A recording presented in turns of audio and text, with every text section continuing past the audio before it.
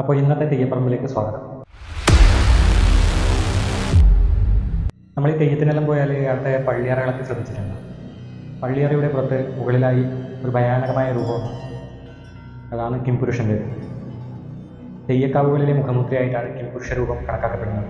പള്ളിയറയുടെ മുഖ്യ കവാടത്തിന് മുകളിൽ മരത്തിൽ കൊത്തിയെടുത്ത പേടിപ്പിക്കുന്ന ഒരു രൂപമാണ് കിംപുരുഷൻ്റെ.